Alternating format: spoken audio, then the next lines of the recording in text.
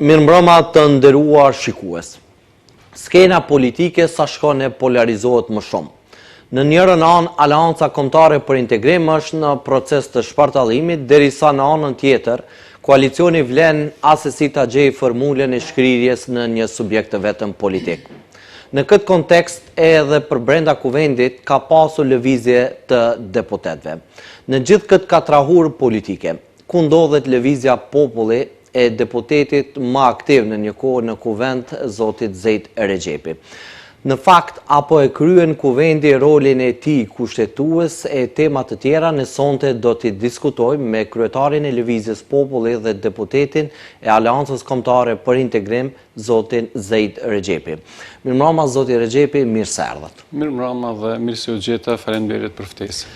Zoti Regjepi, po e fillojmë këtë intervistë me një pyetje krejtësisht të natyrshme mbi faktin që ju për disa vite dhe mandate ushtroni pozicionin e deputetit në kuvend. Dhe tani në këtë legjislaturë, si është vlerësimi juaj, apo e kryen kuvendi rolin e tij kushtetues dhe në fakt flasim në prizmin e deputetëve shqiptar. A janë deputetët shqiptar aktiv në kuvend, duke ju përfshirë edhe juve si parti opozitare? Nëse unë është mandati i dytë që jam deputet në këtë legjislacion dhe nëse e krahasoj mes mandatit parë dhe dytë është ndryshimi me të vërtetë rëndësor. Derisa në pjesën e parë deputetët shqiptar, qoftë të pushtetit, qoftë opozitës, ishin jo të vetëm aktiv, por ishin gjithmonë energjik në kryerjen e obligimeve dhe detyrave që i kanë marrë fal mandatit nga qytetarët. Ky formacion i kuvendit është paksa ndryshe për faktin e mungesës së shumë elementeve që bie përsëri në vijën e asaj që kemi thënë edhe në fillim, ky shtet ka marrë një kahje mbrapsht se për këtë përkufizimit, qoftë brenda kuvendit, qoftë brenda shtetit, sepse një subjekt politik i cili ka fituar zgjedhjet, që është VMRO DPMN, ka arritur dhe po arrin që ta deshqiptarizojë vendin vazhdimisht, e në kuadër të këtij deshqiptarizimi po ndodhet deshqiptarizimi i kuvendit. Do thotë ajo që i shfrytëzonim të drejtat të gjuhës shqipe në mandatin e kaluar, në këtë mandat janë më shumë se të cunguara, që është fillimi i një prishjes së kohezionit ndëretnik në kuadër të kuvendit. Flas në atë raportin e përgjithshëm. Jo rastësisht, nga mandati i kaluar, në pjesën e kaluar kur ishim pjesë e opozitës, gjithashtu me këmbguljen tonë u arrit që kryetari i kuvendit atëhershëm të detyrojë qeverinë që çdo propozim, çdo dokument të vihet dëgjuesisht i përgatitur prej qeverisë dhe pastaj i njëjti procesohet tek deputetët. Po, zoti Regjepi, ne do të diskutojmë pikërisht edhe për çështjen e gjuhës që madje kishte dje polemika në kuvend, po megjithatë, ju njiheni si deputet opozitar, kritik dhe mjaft aktiv, mbase ju po e ndjekni opozitën ose opozita juve që edhe këtë legjislaturë ju ka rastis t'jeni deputet në kampin opozitar. Në këtë drejtim, në këtë legjislaturë të kuvendit, a ka hapësirë reale për partitë opozitare? A dëgjohet zëri opozitar në kuvend, apo dominohet shumica parlamentare? Këtu deshta të vi, nga pjesëmarrja, nga e drejta e shfrytëzimit të gjuhës shqipe, thash që është e cunguar që në fillim dhe ne jemi detyruar tash të bëjmë një déjà vu, ta përsërisim mandatin e kaluar që në çdo seancë diskutohet mungesa e dokumentacionit në gjuhën shqipe. Thotë kjo është e qëllimshme. Kjo nuk është e rastësishme. Kur po flasim për gjuhën shqipe, zoti Regjepi dje në kuvend, kryetari i kuvendit, zoti Afrim Gashi, e përsëriti më shumë se 3 herë që gjitha dokumentet janë të përkthyera edhe në gjuhën shqipe, madje kërkoi që mos ta detyroni që ta përsërit miliona herë të njëjtën fjalë. Tash ku është e vërteta, sepse ne që jemi jashtë kuvendit i dëgjojmë dy versionet. Domethënë në njërin anë dëgjojmë deputetët opozitar që ankohen që dokumentet nuk janë të përkthyera në gjuhën shqipe, në anën tjetër kryetari i kuvendit e thotë më shumë herë fjalën që gjitha dokumentet janë të përkthyera. Po ta merrni po të njëjtën fjali të kryetarit të kuvendit, ta ktheni vetëm 15 sekunda më mbrapsht. Hiç asgjë mos bëni më tepër. Njëjtën fjali ku e thot ai përsëris disa herë, 15 sekonda më mbrapsht edhe e shifni që ai thot mbas kërkesës së koordinatorës së Frontit Evropian, dokumentet që nuk ishin përkthyer gjatë pauzës që ne kërkuam pauzë, gjatë pauzës u përkthyen dhe erdhën në tavolinë. Kështu ndodhi. Edhe ai e pranon publikisht në kuadër të seancës, në dje ishte, në njëjtën ditë. Që bie që ne duhet vazhdimisht të kërkojmë një orë pauzë, ta shtyjmë pjesën e dje ishte pjesa senzitive, pyetjeve të deputetëve. Edhe ato deputetëve të opozitës, megjithatë për shkak të mungesës së dokumentacionit në gjuhën shqipe, ne kërkuam një orë pauzë. Gjatë asaj një orë pauzë, po të njëjtat dokumente erdhën edhe në gjuhën shqipe. Pse duhet ne të bëjmë një orë pauzë, pse ne duhet çdo seancë të kërkojmë të përkthehen në gjuhën shqipe, kur ajo është detyrim ligjor konform ligjit për përdorimin e gjuhëve, konform rregullorës së kuvendit, e ka obligative kryetari i kuvendit që mos pranoj asnjë dokument që vjen nga qeveria nëse nuk është dëgjuesisht. Është e thjeshtë kjo. Këtë kemi kaluar në mandatin e kaluar, në qeverisjen e kaluar, thot duke qenë si opozit. Kryetari i kuvendit, konform rregullorës, është i obliguar që ti kërkoj qeverisë dokumentacionin të vijë dëgjuesi, nëse e sjell një gjuhësisht u kthen. Nuk ka pse ta maltretoj veten për ta përkthyr pastaj, se në mënyrë automatike atë dokument që vije dëgjuesisht u përcjell deputetëve dhe s'ka nevojë të përkthehet ajo në mënyrë plotësuese. Pastaj pjesa tjetër, në e-parlament i fut dokumentet e përkthyme, që është realitet që dje përsëritëm, ndërsa në hard copy i sjell vetëm gjuhë maqedone në tavolinë të gjithë deputet. Ku është drejtësia këtu? Nëse duhet ta shfrytëzojmë e-parlamentin, do ta shfrytëzojmë gjithë, atë mos sjella hard copy asnjë dokument.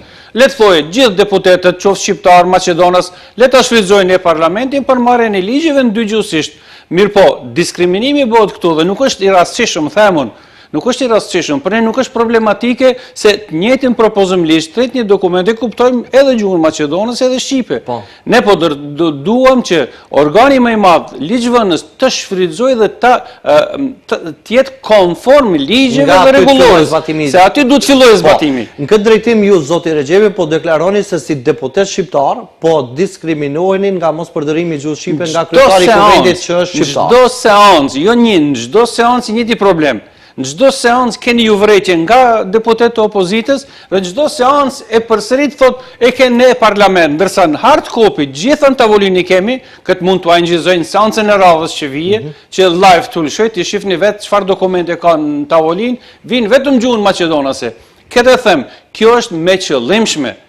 Derisa ne të merremi për gjuhën shqipe, që mund të kalojnë gjitha projekte tjera që i tangojnë edhe shqiptarët dhe qytetarët e tjerë, pa analizuar, pa debatuar, duke u ndalur të përdorimi i gjuhës, që për ne është elementare, por megjithatë atë e bën një kryetar kuvendi i cili është shqiptar. Po megjithatë, fatkeqësisht aty nuk është kryetar kuvendi ai, është kryetar kuvendi koordinatori i VMRO-s i cili në vazhdimsi ia jep instruksionet si duhet veproj, kur duhet të reagojë dhe çfarë duhet të reagojë. Kështu ne jemi dëshmitar që është turpshëm të shefsh një pozitë tillë ku kryetari i kuvendit merr instruksione nga kryetari i grupit parlamentar, një partie politike, të cilët në bazë të cilive edhe reagon edhe funksionon në kuvend.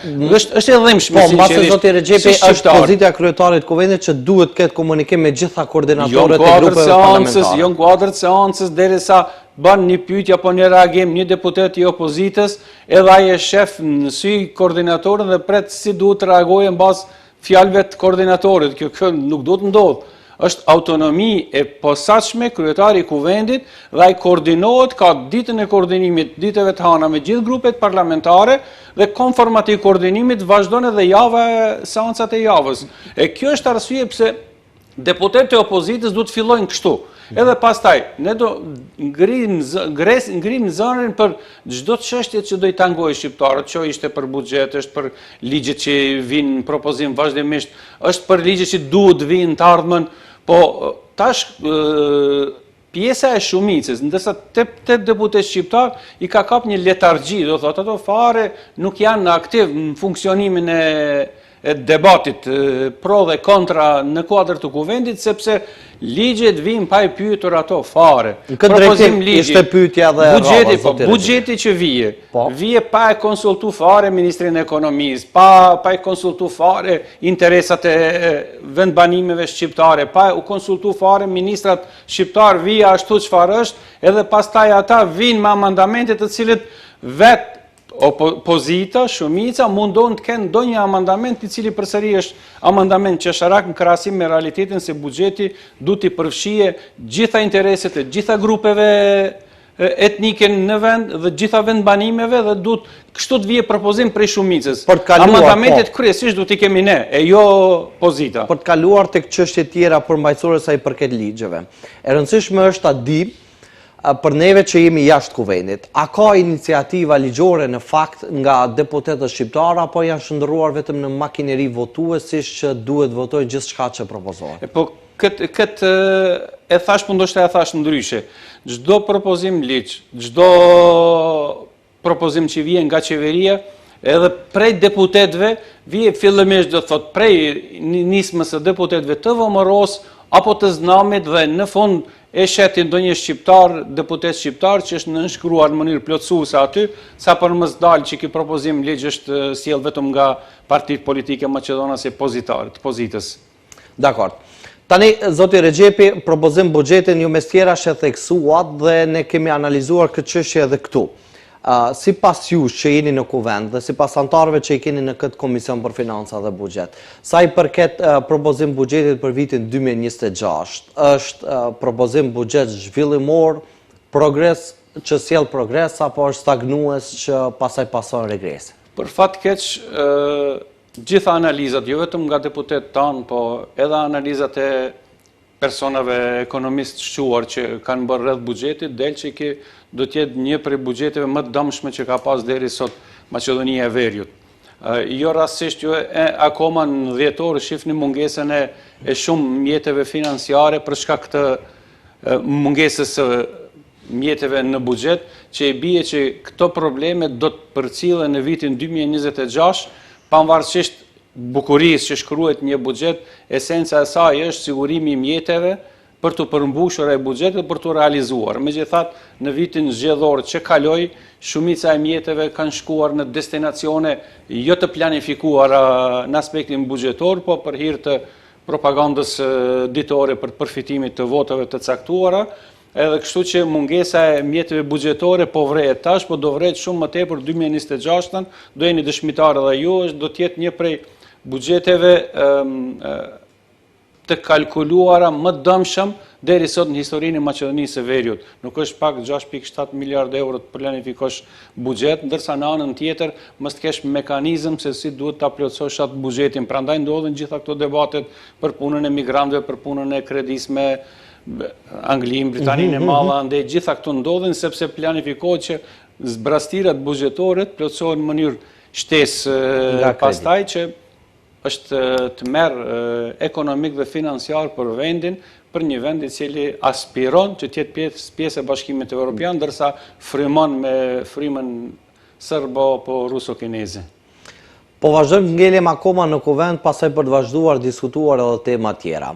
Kemi parë lëvizje të shumta të deputetëve që mandatin e kanë fituar me një logo partijake nga një parti politike, por pasaj me kalimin e kohës janë larguar nga i subjekt politik dhe kanë vazhduar punën si të pavarur ose pjesë të grupeve tjera parlamentare. Këtë drejtim, lëvizjet e këtilla të deputetëve, si pas jush, bëhen për bindje politike apo për kalkulime personale? Sinqerisht ajo mbetet në çështjen personale tyre që ndodh.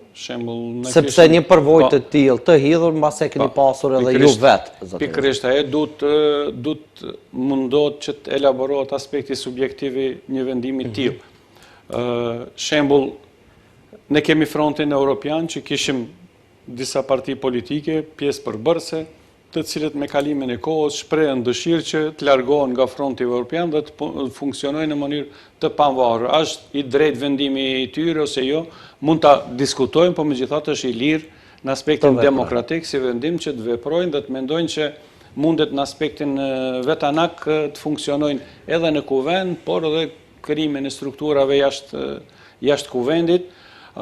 Ka lëvizje të cilet janë të nxitura, mund të jenë të nxitura, por lëvizjet përsëri mbeten çështje personale e Po, më në këtë drejtim, individëve. a dëmtohet besimi i qytetarëve dhe në raste të caktuara kur ka ndryshime të azëm të qëndrimeve të subjekteve me cilat kanë fituar mandatet e deputetëve, a do duhet ishin mbase më korrekt me qytetarët që i kanë besuar atë mandat të ja kthejnë verdiktin sërish qytetarëve? Ajo për qenë kështu, du të regulot me ligj kështu.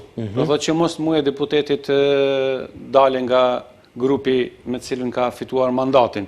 Derisa nuk është me ligj, është çështje që konform kushtetutës dhe ligjeve e lirë, kështu që edhe shfrytëzojnë deputet një liri të tillë. Po megjithatë ka raste kur jo individi, deputeti, por subjekti politike ka devijuar rrugën për çka e ka marrë mandatin. Edhe atëherë si do definojmë kush do të ketë përgjegjësi para votuesit, para qytetarit, subjekti që ka devijuar rrugën apo deputeti i cili ka braktisë subjektin politik me cilën ka qenë bashkë, do thotë. Këto janë çështje të cilat lihen në vetdijen e opinionit publik, ndërsa juridikisht nuk është sankcionuar një çështje e tillë me çka u jepet e drejtë deputetëve që të funksionojnë konform a është drejt morale ose jo, kjo mbetet çështje e debatit publik, por megjithatë është drejt juridike me cilën i lejohet deputetëve, të cilët nuk janë të kënaqur me funksionimin e grupit parlamentar ose subjektit politik ku janë, ose kanë bindje që ka devijuar në rrugën subjekti politik ku janë, dhe ata ta braktiset deli pa pavarur dhe përsëri mënyra se si do funksionojë ai deputet në të ardhmen do ta tregojë edhe arsyen pse ka bën një ndryshim tillë. Nëse kalon nga një palë në palën tjetër, shembull është pjesë e opozitës dhe del kinse i pavarur dhe me kalimin e kohës koketon me pozitën, kalon andej, qëllimi i tij ka qenë i qartë. Kalkulim personal. Për çështje kalkulimit personal, nëse vazhdon të mbetet pjesë e opozitës, duke qenë po ashtu i zësh në kuadër të opozitës, atëherë del që kanë pas mosmarrveshje si subjekt politik që është përsëri politike dhe verdikti në fund përsëri do e risjellin qytetarët në pjesën tjetër të mandatin tjetër për shembull. Në cilin opsion e gjeni veten ju zoti Rexhepi mbas këtyre dy alternativave? Unë asnjëherë kalkulimet personale si kam shikuar askom. Edhe kjo ka qenë dëshmi që gati se tudi mandatet shumicën e kohës jam pjesë e opozitës. Unë kam konsideruar që subjekti politik ku është duhet të respektojë edhe kontributin edhe mundin edhe meritokracinë e çdo kujt qoftë e imja që ka qenë si koordinator atëherë me të cilin më mundova dhe arritëm që ta bëjmë subjektin tonë politik ta paraqesim në nivel më të lartë në kuadër të vendit, por fatkeqësisht që zërat e tashmë edhe pse është kapitulli mbyllur i ideologëve të atëhershëm se po rrezikoj unë pozitën e kryetarit apo ku di çfarë atëherë me zëshmërinë time në kuvend, që ishin banale, por megjithatë ishte arsye që të bëhen ndryshimet në kuadër të subjektit edhe unë më mos ta shoh veten pjesë të një subjektit në cilin kam qenë themelues. Kjo ishte arsyeja. Unë vazhdova të mbes pjesë opozitës atër, vazhdova të mbes pjesë synimit apo ideologjisë që kishim si subjekt politik dhe realisht e pash që ideologjinë apo konceptin politik e kishin devijuar ata të cilët e quanin veten si ideolog dhe jo strukturat, po fatkeqësisht që ndodhi ashtu siç ndodhi. Është kapitulli mbyllur dhe jo rastësisht vazhduam në kuadër të subjektit të ri politik, kemi jo rastësisht kuadër një koalicioni tjetër dhe shpresojmë që ky koalicion do arrijë të fuqizohet edhe më tepër në do të diskutojmë edhe për AKI-n. Tani po kthehemi tek aktualiteti politik. Jemi disa muaj pas përfundimit të zgjedhjeve lokale të 19 tetorit në Maqedoninë e Veriut. Në këto zgjedhje lokale, ju zoti Rexhepi ishit edhe kandidat për qytetin e Shkupit. Arritët të fitoni rreth 26.000 votash dhe ky rezultat është i kënaqshëm për ju dhe çfarë mund të na thoni në aspektin e asaj që edhe kësaj here, pra edhe në këto zgjedhje lokale, qyteti i Shkupit, kryeqyteti i vendit, nuk ishte gati për zgjedhur një kandidat shqiptar për të udhëhequr me kryeqytetin. Me plot vetdije se një shqiptar të zgjidhet kryetar në qytetin e Shkupit është mision i pamundur. Numerikisht do thot po, me plot vetdije pranova të garoj për të forcuar konceptin e Aleancës Kombëtare për Integrim në qytet të Shkupit dhe për të dëshmuar edhe maqedonasve që një shqiptar mund të ketë një program të mirë zhvillimor për qytetin e Shkupit, duke e fshirë diskriminimin që është bë vazhdimisht ndaj komunave shqiptare, duke treguar që mund të jemi të barabartë, mund të kemi ekonomi të zhvilluar, ekologji të zhvilluar, mund të kemi rrugë, infrastruktura më të mira, mund të kemi transport më të mirë. Gjitha këto koncepte, megjithatë, ajo nuk u pa tek votuesit maqedonas, sepse kryesisht votuesit tek ne votojmë për përkatësinë etnike të kandidatëve dhe jo për paragaditjen e tyre zhvillimore. Me plot vetdije jam futur në atë që nuk ka gjasa një shqiptar të fitojë, por megjithatë ka gjasa një shqiptar të ketë një program të mirë zhvillimor që e ka bë ekipi i Aleancës Kombëtare për Integrim, që ishte detyra ime t'ua prezantoj qytetarëve dhe fundja t'u ndihmoj. Arritët rezultatin që e synonit? Realisht, aty ishte numrat, aty silleshin, po megjithatë dije që rezultati i kandidatëve të Shkupit do varet nga rezultatet e komunave ku garojnë Aleanca Kombëtare për Integrim, se edhe shqiptarët, si gjithë qytetarë tjerë, votojnë listë, ka numrin edhe ai mund do të votojë listë ato cilët i ka një numër, do të ka numrin e caktuar dhe e kërkon atë numër në gjithë 4 lista që ishin pjesë përbërëse. Isha i vetëdijshëm që po të kishte rezultat më të favorshëm në Çajër dhe në Saraj, padyshim që edhe rezultatin që Shkupi do ishte shumë më i favorshëm. Dhe kjo ishte i lidhur në mënyrë të drejtë për drejtë njëra me tjetrën. Zgjedhjet lokale përfunduan, përveç në komunën e Gosivarit dhe Vrapçishtit që do të përsëriten nga fillimi do të jenë më 11 janar. Në përgjithësi, si e vlerësoni rezultatin dhe performancën e koalicionit që ishit pjesë edhe ju AKI-s? Me ju pyet sa jeni të kënaqur nga rezultati, mbase reflekton më tepër pyetje ironike se sa reale, po për faktin që këto zgjedhje lokale do thotë kishim sërish 2 bloqe në kampin shqiptar, në njërin anë AKI dhe në anën tjetër Vlen. Çfarë ndodhi që mbase nuk ndodhi ajo për juve që e keni synuar si AKI? E para, nëse shohim në parametrët e votave, atëherë me plot krenari e them që qoftë për kryetar komunës, qoftë për këshilltar, qoftë për votat për këshilltar, qoftë me numrin e këshilltarëve, Aleanca Kombëtare për Integrim është fituese në të 3 rafshet, thotë. Te votat për kryetar në nivel shtetit mbi 20.000 votat, te votat për këshilltar është dikon mes 20-25, nëse zgaboj, 1000 vota, ndërsa tek numri i këshilltarëve është 30 deri 40 këshilltar më tepër se Vleni. Kjo nuk është e kënaqshme, po megjithatë është reale në aspektin e votave të përgjithshme. Ajo që ndodhi, që kisha korrigjuar unë ty, nuk ishte garë mes AKI-s dhe Vlenit. Ishte garë mes AKI-s në një anë dhe Vlenit, VMRO-s, Znamit, edhe LSDM-s në anën tjetër. E kjo ndoshta ishte më pak e pritshme prej anës së Aleancës Kombëtare për Integrim, që është pjesë cilën do duhet pas 11 janarit të bëhet e diskutueshme në kuadër të Aleancës si një lëshim i kalkulimit se gjithë pala maqedonase qeveritare edhe ajo e LSDM-s u rreshtuan në krah me kandidate Vlenit dhe në gjitha vendbanimet i votuan. Kishim thirrje publike, kishim thirrje të fshehta, kishim organizime të fshehta, edhe po flas për LSDM, se për VMRO-n dijeshte. VMRO-ja e bëri ndryshimin e dikon afër 30.000 votave shtesë tek Vleni. Gjitha kur ti mbledhesh, në Çajër, në Tetov, në Strug, në Kërçov, e kishin kandidatin e vet, në Dibër, gjitha komunat po i mbledh, diferencën e 30.000 votave e bën VMRO-ja, 7.000 vota me 4.000 ishte vetëm në Strug. Do thot, doli kandidati i VMRO-s mbas votave, jo i Vlenit. Sepse nëse Vleni ka arrit që ti siguroj 4.000 ca vota, ndërsa VMRO-ja e siguron 7.000 tepër vota, bashkë, ndoshta edhe LSDM janë ndihmon aty padyshim, megjithatë del që ai nuk është më kandidat i një subjektit politik shqiptar, edhe pse është shqiptar, që është reale. Apo e justifikonin këtë formë disfatën zoti Rexhepi, sepse edhe në zgjedhjet e kaluara parlamentare, Fronti Evropian ishte një bashkëdizim i shumë partive politike edhe të përkatësive tjera etnike. Po ishte publike. Po, ishte publike. Edhe kishim partneriteti mes koalicionit Vlen dhe VMRO-s ishte publik. Nuk ishte publike. Ishte publike. Ishte përkrahja e tillë ku VMRO-ja edhe për numër të këshilltarëve, edhe për votat këshilltarëve i del më pak në zgjedhje lokale se sa në zgjedhje parlamentare në kuadër të Çajërit, Tetovës apo disa vendbanimave tjere, që thot, i bie që ata edhe për këshilltar kanë sakrifikuar veten që të forcojnë vlenin. Synimi i VMRO-s nuk ka qenë vetëm të fitojë kandidati i vlenit. E këtë esens duhet shifet, këtë esens duhet të shofi edhe Aleanca Kombëtare për Integrim.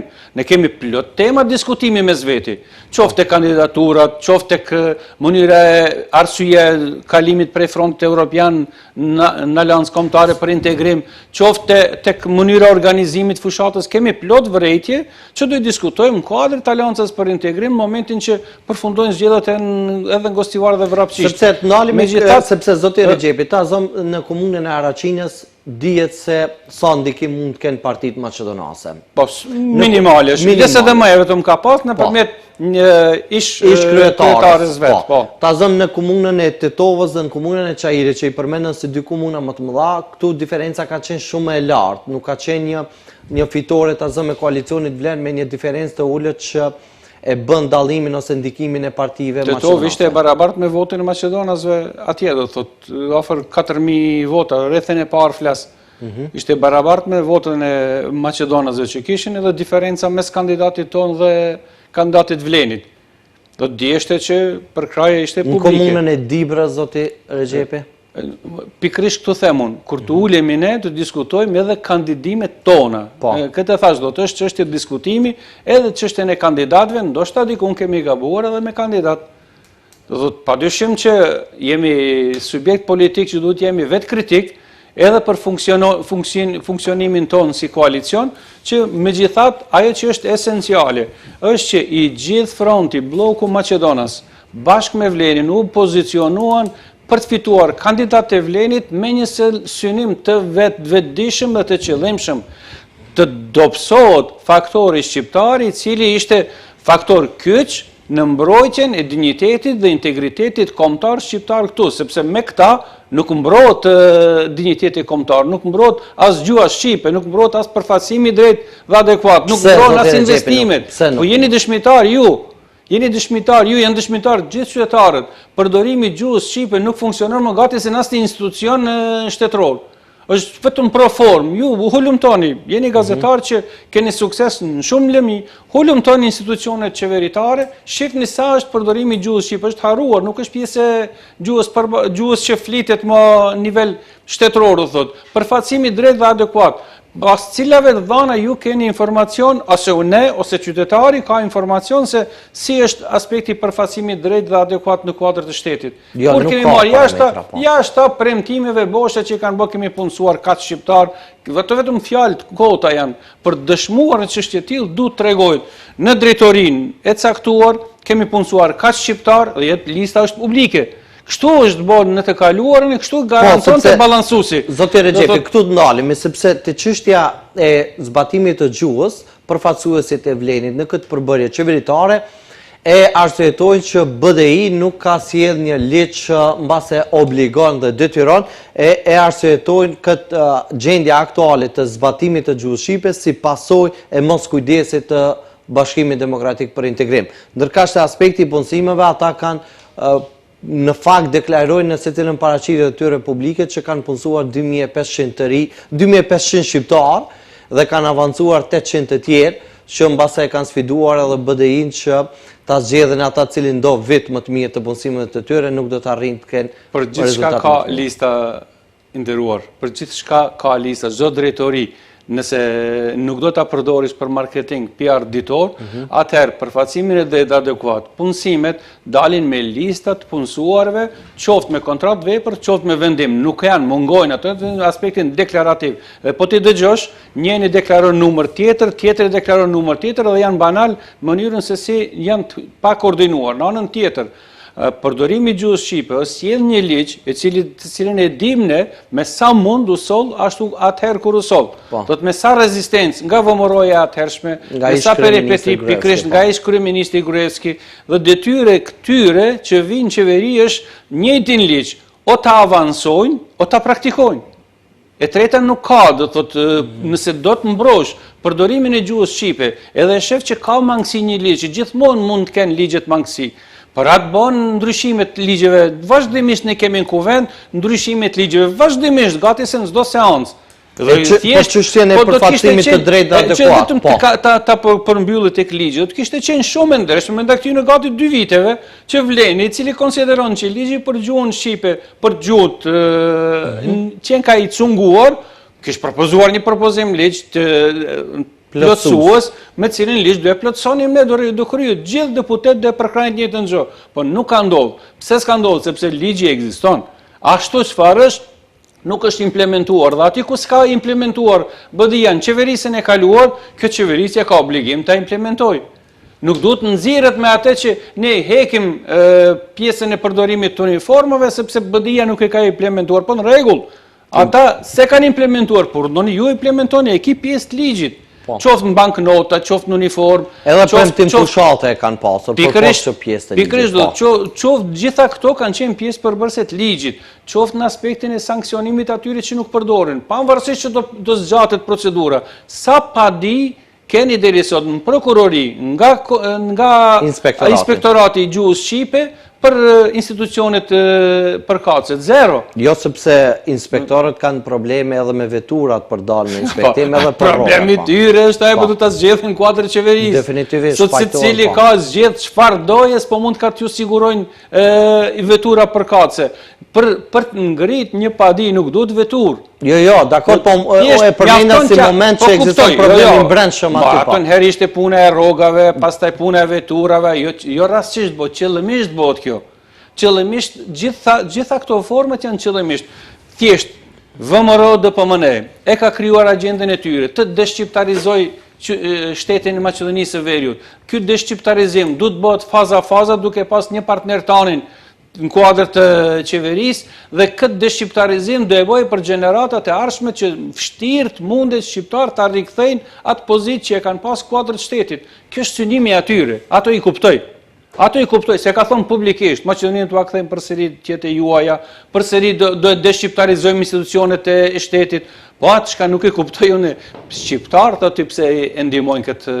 Zoti Rexhepi, ju me tjera shpërmendet edhe çështjen e përfaqësimit të drejtë dhe adekuat. Tani, nga koalicioni Vlen, pjesëtar përbërës qeveritar të kësaj qeverie si përfaqësues të shqiptarëve në këtë qeveri, kanë deklaruar që tani edhe zoti Fetaj nga Venecia do thotë deklaroi që ligji për përfaqësim të drejtë dhe adekuat ka marrë dritë jeshile dhe pritet që të votohet në kuvend. Sipas tyre, atë që nuk e ka bë BDI për 20 vite e ca në pushtet, tani koalicioni Vlen po e bën përmes një ligjit për rregullon këtë përfaqësim të drejtë dhe adekuat. E keni pa atë ligjin, nuk ka ra në dorë ta shifni? Po, e kemi pa zoti Rexhepi. Për llogarinë time është një propozim ligj që edhe për nxënësat e shkollave fillore duhet të jetë i turpshëm. Jo për deputet, jo për një komunitet si që janë shqiptarët në 30% në kuadrë të shtetit, por është i turpshëm një propozim ligj me 11 pika nga të cilët gati se asë njëra nuk ka nuk është obligative, mekanizëm real mungon të në fakt njëra nuk ka asë një lloj mekanizëm me cilën do të jetësohet e njëjta në praktik. Bile, para se ta komentoj unë, sot e keni edhe vetë vlerësimin e Komisionit Venecias, i cili thot ligji ishte i mirë, por jo përmbajtësor. Do thot është vlerësimi i tyre, nuk është i yni.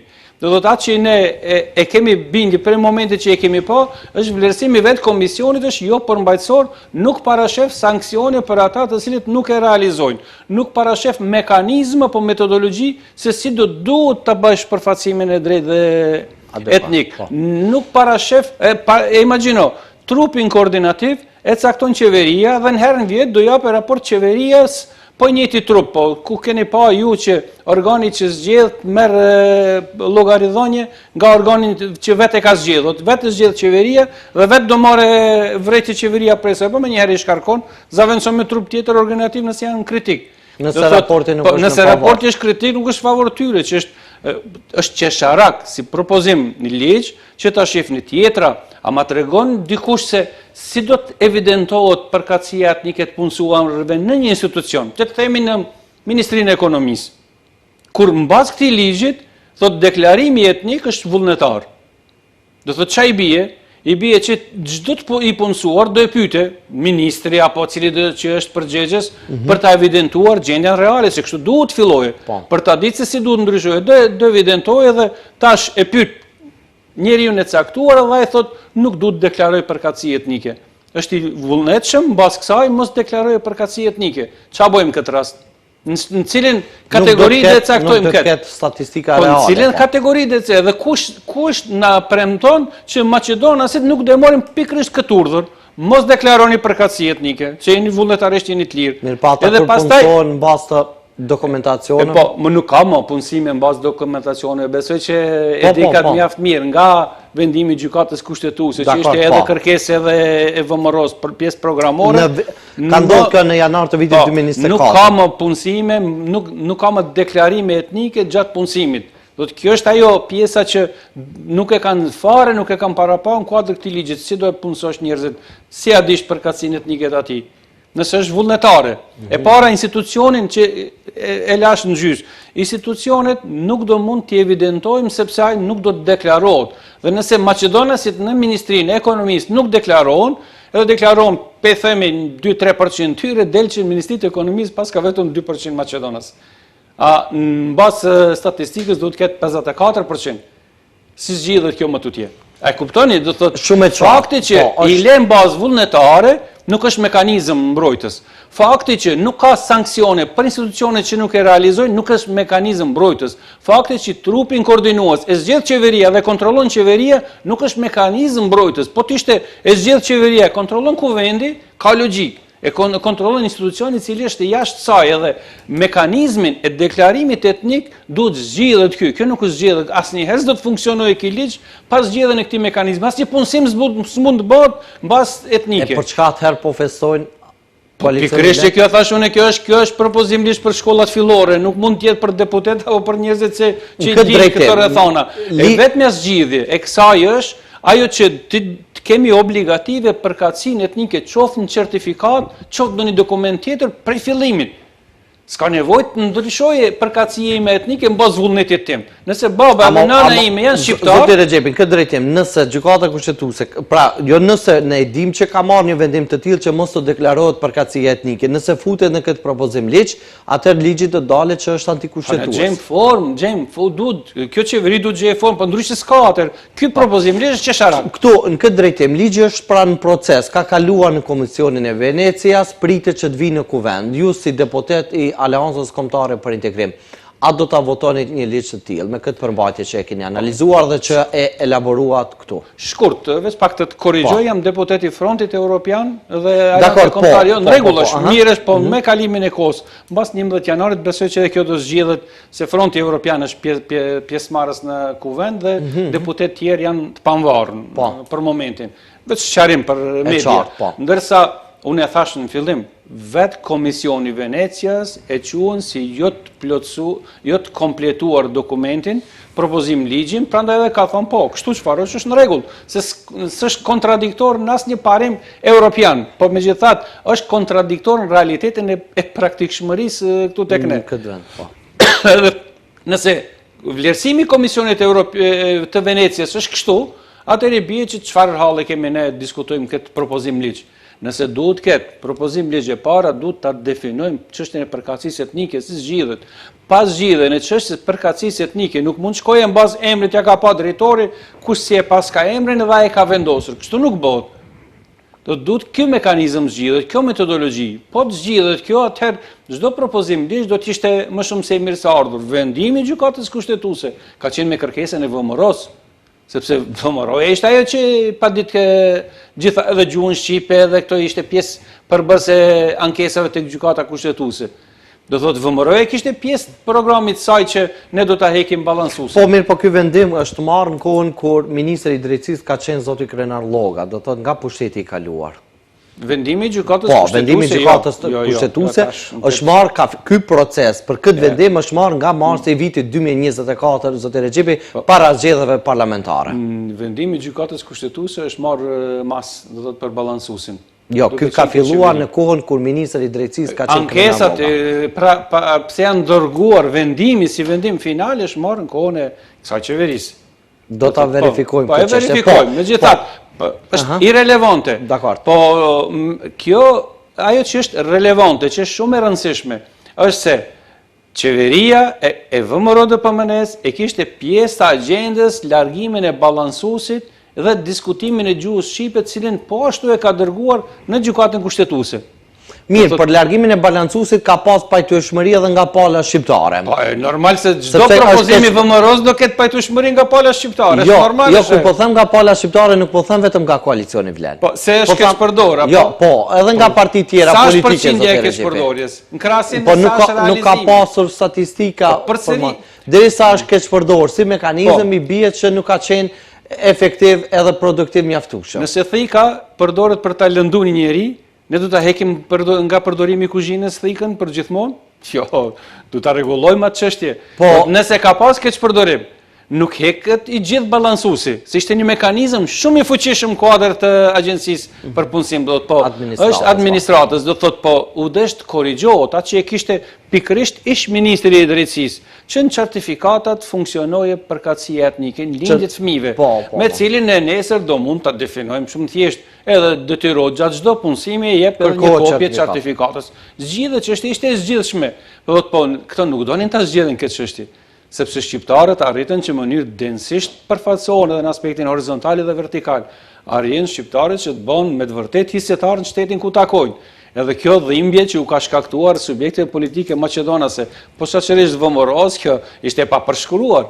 Prandaj ato dëshironin ta zhbëjnë këtë çështje dhe gradualisht janë duke arrit. Sot mjafton, unë mendoj, nëse zgabojnë këtë studio kam thonë, mjafton të vizitoni ministrit ku ka të punësuar administrator shqiptar, ose spitalet ku ka të punësuar ose mjek, ose personel shqiptar. Të pyetni ata se si ndihen tash. Besoni, kemi pas rast që të bisedoj me qindra nga to. Po, ne më shumë se pak nocë për shkak trajtimit që u ban qeveria, sistemi, posaçërisht në ministri ku është ministri shqiptar.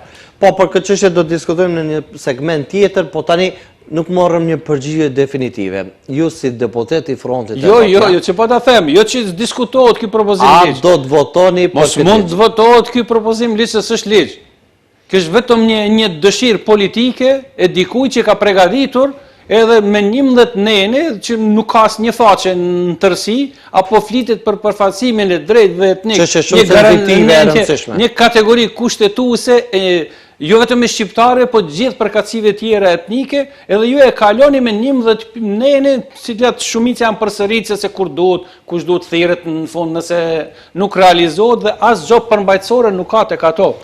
Ky propozim ligj mund të jetë i mirë, i pranueshëm për ne, në moment që të pranohen gjitha amendamentet tona, për cilin do duhet diskutohet dhe të shtohet. Nëse shtohen amendamentet për të bërë një ligj, çfarë ka hije, një ligjet për përfaqësim drejt dhe etnik, është në rregull, por këtu kemi problemin tjetër.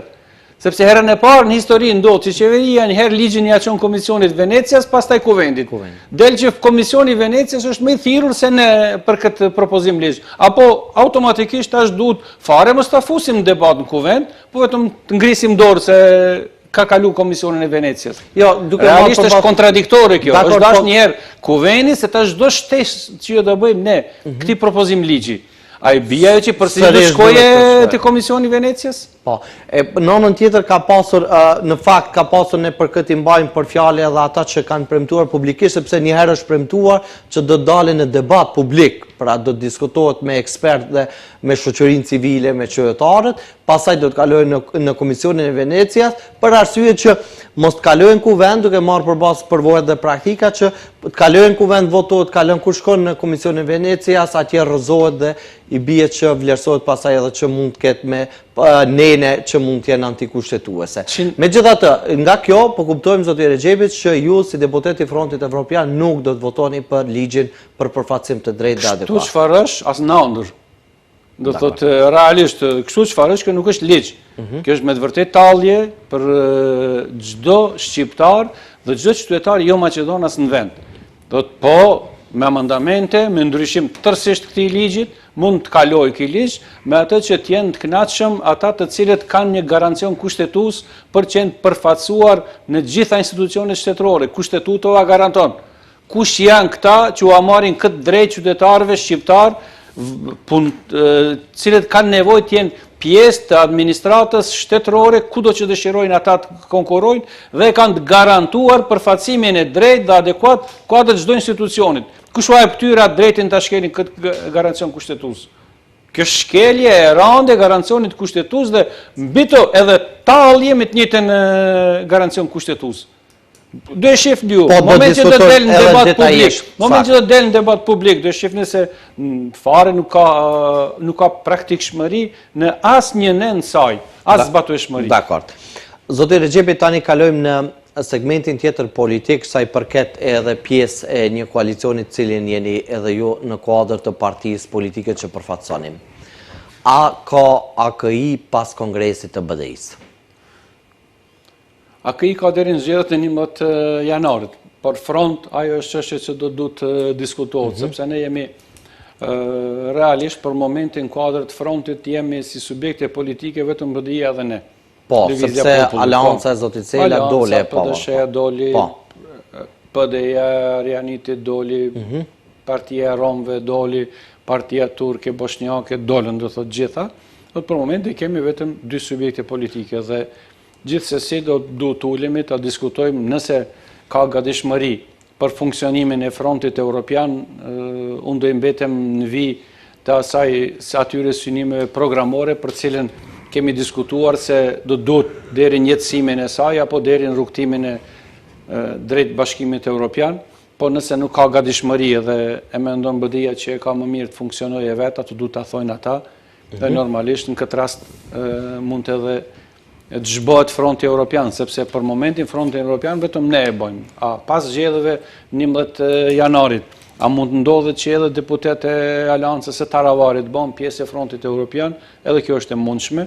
Megjithatë janë 3 opsione të cilët do duhet të diskutohen në pas zgjedhjet e 11 janarit, edhe gjithsesi pas ndryshimeve të kongresit të BDI-s, për të cilën konsideroj që jo rastësisht është pjesë e gjitha sulmeve si BDI, si subjekt politik, sepse për momentin është i vetmi subjekt politik që është i shtrirë në gjithë teritorin e Maqedonisë shqiptar flas, që është shtrirë në gjithë teritorin e Maqedonisë së Veriut, për dallim nga Vleni, i cili nuk është një subjekt politik. Po është subjekt politik që sulmohet nga gjitha anët, zoti Rexhepi, gjithashtu është sulmuar në momentum politik edhe nga ju. Pikërisht, atë them, unë me asnjë vretje që kam dhënë ndaj punës qeverisë, në kohën e qeverisë së BDI-s, nuk e tërheqim brapa, asnjë vretje. Dhe unë jam tillë çfarë jam, po megjithatë në këtë rast po flas për realitetin politik në rrafshin politik shqiptar. I vetmi subjekt politik që është i shtrirë në gjithë territorin, i vetmi subjekt politik që ka lider, që ka ndikim në gjithë territorin, i vetmi subjekt politik që 20 e sa vite ka qeverisur dhe i ka pa edhe aspektet pozitive, edhe aspektet negative të qeverisjes, dhe i vetmi subjekt politik që ka kapacitet ta reformojë vetëm, besoj që për të arritur ta rikthejë veten aty ku është. Loja intenca e VMRO-s është mos të ketë asnjë subjekt politik shqiptar i shtrirë në tërë territorin. Parat edhe me Vlenin ndodh kjo çfarë ndodh. Ju shihni, paralajmërojnë që do të kenë shkrirje në një parti politike, ndërsa në anën tjetër një parti thotë në kongresin e kemi caktuar për në mars apo në prill. Ka logjika, pse duhet ju e kongres nëse duhet shkrihni me një parti politike? Ju zoti Rexhepi madje keni qenë edhe bashkëpartiak me zotin Zekiria Ibrahimi.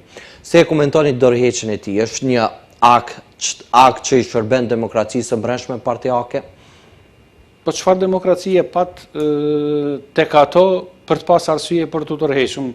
Është çështje personale e tij dhe më së paku dua ta komentoj, po megjithatë konsideroj që mungesa e emrit të tij të përfolet si njëri nga kryetarët e mundshëm është dhimbje personale për te dhe mungesa e kontrollit të kryetarit arshëm, e ka pa më të mirë që të tërhiqem nga politika se sa mos mund ose të jem i përfolur si kandidat ose të kem kontroll mbi kryetarin e arshëm. Jo, zoti Ibrahimi nuk ka paralajmëruar të tërheqet nga politika. Do tërheqet nga politika, realisht. Këtë nuk e ka thonë të paktën në paralajmërimin e tij, ka lëshuar në paralajmërimin e tij ka thonë që do mund jem në shërbim kujt mund të arri, po megjithatë duhet i përkushtohem familjes, arsimit, kështu e ka paralajmëruar. Kjo si ndryshe do kuptohet, jashta një tërheqje graduale, për çdo drejtë e tij. Mirë, po është demokratike, do duhet të ishte praktik zoti Rexhepi edhe në partitë dhe subjekte tjera politike. Pse demokratike, pse duhet të ishte praktik, pse duhet ai të jep dorëheqje për shembull, ku logjika? Atë sa është ajmë politik... Sepse ka vlerësuar se ka përfunduar... Atë sa është ajmë politik, atë është edhe pasardhësi e tij në politik, me ditë caktuar, atë që janë në politik. Ju i njeni më mirë, pikërisht, atë që jam e dhonë sa ato, se bashkë kemi qenë nismëtar rrugës politike, dhe thot, po t'ishte qenë ky, për zonë, 9 vite, 8 vite sa u bon deri tash, edhe tash e cakton diken që është kyç para 2 viteve në politik, ka logjik. Po alon matrive, por kozgjatja e pjesëmarrjes në politikë është e barabartë me ditë edhe me orë, si të njëjtit si tjetrit. Mirë. Kështu që s'ka është demokratike gjithsesi. Jo, sepse ta bëjmë një paralele krahasuese. Nëse qytetarët e shohin vetëm një figurë në krye të një subjektit politik, dhe në anën tjetër, në një subjekt tjetër politik, shohin ndryshim të figurave, të kryetarëve, të partive politike, në cilën anë ka demokraci të brendshme partijake. Po, logjike, çfarë njëti kandidat, njëti person që ju përmendni, ka qenë nënkryetar partije, ka qenë deputet, ka qenë sekretari përgjithshëm, ka qenë shefi PR-it në parti politike, ka qenë kryetari i partisë politike, asnjë post në kuadër të një subjektit politik nuk i ka munguar deri sot, asnjë. Njëjti që zaventon atë është i njëjtë sikur ai, asnjë post nuk i ka zaventuar deri sot. Bili edhe në qeveri, nga Ministria e Shëndetësisë, shkon Ministri për Eurointegrime, do thot sillet sikur ministrat e mëhershëm që i kishte BDI-ja që i sillte për gjitha mandatet. Është demokratike vendimi çdo njeri, është çështje personale e tij. Është në rregull, po nuk mund të themi që është demokracia brendshme, pse dikush tërhiqet edhe dikush vije. A kur qëndron vetëm një figurë, çka është nëse kjo nuk është demokracia brendshme? Po, jo, do thot mos të keq kuptohem. Jo, unë po i kuptoj shumë drejt. Është demokratike se cili tërhiq ose të vije, pa arsye s'ka pas. Arsye logjike nuk ka pasur jashtë çështjeve personale, të komplekseve personale, që arsye tjetër nuk ka. Po megjithatë është çështje që mbetet atij. Dakor, është çështje e brendshme partijake e tyre. Funksionoje. Po realisht është që mirë është në subjektet politike kur humben zgjedhjet që bardhësi t'jep dorëheqje. Të reflektoj përgjithësi për llogari. Thjesht, pavarësisht a do e pranojnë strukturat nesër ose nuk do e pranojnë, po t'jep dorëheqje. Është e ndershme. Kjo s'ka ndodhur tek ne. S'ka ndodhur as te Alternativa, s'ka ndodhur as te Besa, s'ka ndodhur as kondodhur, pavarësisht që në PDSH dhe në ASH kishte ndodhur, zoti. Po ishte koordinuar zoti Thaçi, zoti Tela ka ndodhur, të paktën si momenti politik ekzistoi.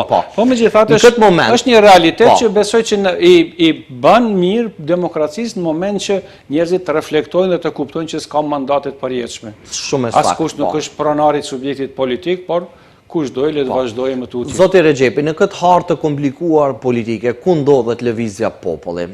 Vlerësoni se do të vazhdoj si lëvizje opozitare, reformatore, apo po e prisni një moment tuaj në politik? Deri sot jam munduar që pavarësisht gjitha vërejtjeve, kritikave, që t'jem pragmatik në çdo vendimarrje. Edhe pavarësisht që e kam thënë edhe publikisht se lëvizja populli është subjekti i fundit dhe më i riu në skenën politike i regjistruar. Do thot, i fundit dhe më i riu ndodhi disa muaj para zgjedhjeve parlamentare. Lëvizja Arbëria s'është regjistruar. Nuk është regjistruar, se për të regjistruar duhet të ketë kryetar, ajo ishte lëvizje përkohshme sa të ndikojnë tek vleni, po megjithatë përsëri është drejt politike, po nuk është regjistruar. Do të thënë regjistrimi bëhet me kryetar. Ato nuk kanë kryetar, por e kanë lënë një lëvizje pa kryetar, besoj që këtë e dini. Si regjistrim është lëvizja populli e fundit. Po sepse edhe në koalicionin ku janë nuk kanë kryetar. Po, edhe ishte e fundit për fatkeqësisht që periudha që ndodhi gjitha këtyre ndryshimeve ishte e rëndë edhe për lëvizjen populli, por megjithatë besoj që atyre sunimeve programore do i mbetemi besnik si unë, si lëvizja populli, që ne duhet veprojmë në promovimin e vlerave kombëtare shqiptare dhe rrugtimit tonë drejt Bashkimit Evropian që nuk po ndodh kurrësi.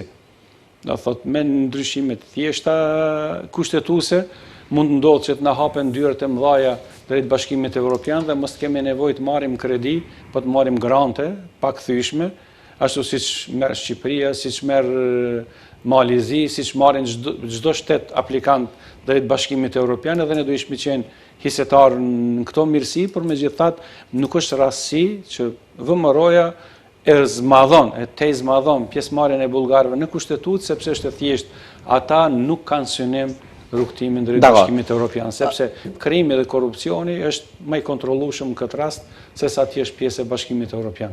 Zoti Rexhepi, ju folet për të ardhmen e AKI-s dhe Frontit Evropian, që tha që pas 11 janarit do të pastrohet ajo mjekull.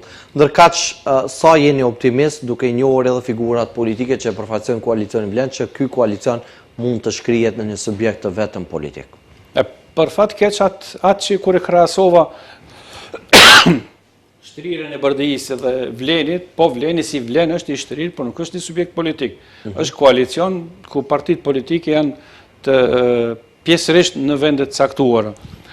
Duke i njoft realitetin edhe të gati se tek gjitha partitë politike të Vlenit, por realisht duke i ditë edhe mosmarrveshjes që tash kanë mes veti, qoftë me zëvendës kryeministrin Fetai, qoftë me ministrin Limani, jam i bindur që nuk të ndodhë një shkrirje e tillë pa ndonjë lëkundje tektonike brenda tyre. Do të themelimi një subjektit pa u prish Vleni, nuk ndodh shkrirja në një parti politike, jo se nuk do ishte mirë, do ishte shumë mirë për skenën politike të ndodhë një gjë e tillë, që të kemi dy bloqe edhe do funksionojnë shumë më mirë. Po megjithatë nuk do ndodhet duke i njoft disa nga individet e Vlenit të cilët asnjëherë s'pranojnë të jenë dytët. Kush janë këta? Gati se të gjithë. Kush pritet sipas jush të dalë që pasaj të mund të ndodhë kjo shkrim? Po, ai që nuk do të përflitet si emër e detyron atë tjetrin të largohet, thot nga dy emrat që përmenden si po, vetë zoti Mexhidi ka përmendur emrin e tij dhe zoti Kasami. Nëse bie që kalojë emri Mexhidit, atëherë bie që partia e Kasamit do largohet, edhe kundërta. Nëse bie që të kalojë njëri, atëherë bie që përsëris do ketë Vlen as në njërin as anën tjetër, do kemi një parti tjetër me një emër të ndryshuar. Dakor. Uroj që mos jetë kështu, po megjithatë realiteti politik i rrethonave brenda Vlenit është ky. Gjithçka vlon brenda, vetëm pritet kur ndryshojë. Nuk e thash rastësisht, nuk mundet të flitet për shkrirje në një parti politike, ndërsa partitë politike organizojnë kongres ose paralajmërojnë themelim partive të reja politike, që është hala më çesharake. Derisa ne flasim tash do shkrihet Vleni në një, ju keni dy nisma për parti politike të reja, njerëzit që janë pjesë e Vlenit. E atij koalicioni. S'është në rregull. Po. Zoti Rexhepi, nëse në vitin 2019 e në 2020 i kishim pyet zotin Kasami ose zotin Zekeria Ibrahimit që a e parashihnin ndonjë ribashkim pas disa viteve, natyrisht përgjigjja do të ishte e qartë. Mirë, po tani juve po ju pyes në këtë momentum politik që jemi. A e shihni veten si një figurë politike që mund ta ketë një rikthim në ndonjërin prej këtyre dy subjekteve politike, lëvizjen Besa ose Alternativën? Pyetje e logjikshme, por e pa arritshme, nga se nuk di, thash konceptet dhe bindjet e mia politike i kam ushqime me një ushqim shpirtëror ideologjik. Edhe ky që jam në Besë ka qenë kështu, edhe themelimi Alternativës ka qenë kështu, edhe me atë ushqimin shpirtëror dhe thyrja e ushqimit shpirtëror ideologjik është e pariparueshme gjithmonë. Do të asnjëherë do të tërhiqem nga politika më para se sa të bëhem pjesë e cilit nga këty dy subjekteve politike, jo për tjetër sembo për faktin që edhe pse i kishim nisur në drejt një vije, brenda disa viteve ajo vi ka kaluar me spaku jo 90, po 100 të shkallë mbrapsht. Tani ju, zoti Rexhepi, a ndiheni më i lirë apo më izoluar për të vepruar sipas bindjes tuaj politike?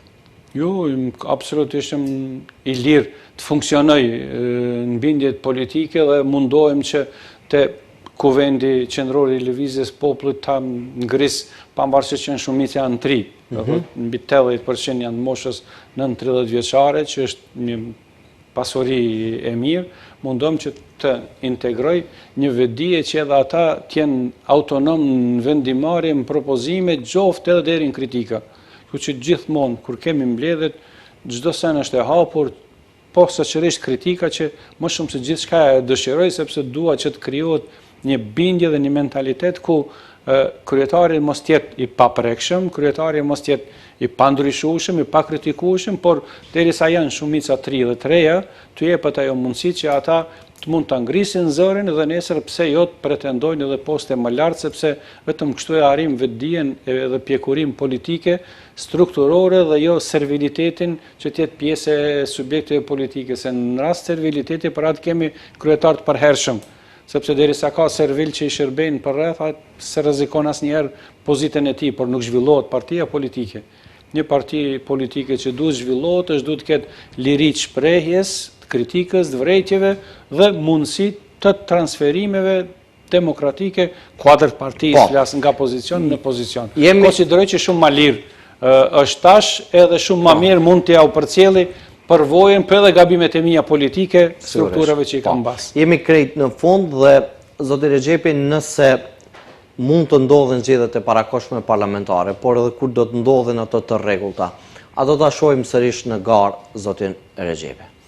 Ajo varet prej 2 elementeve. Një, a do të ketë koalicion siç e kemi deri tash, dhe a do të ketë gatishmëri nga kuvendi që unë t'i përfaqësoj në Parlamentin e Maqedonisë. Nëse kuvendi i Lëvizjes Populli është në gjendje të përkrahë një gjë të tillë, unë derisa jam pjesë e këtij subjekti politik, do vazhdoj të mbroj çdo vendim tyre, por nëse mendojnë që dikush tjetër duhet ta përfaqësoj, me plot kënaqësi do bëm pjesë e atij vendimit.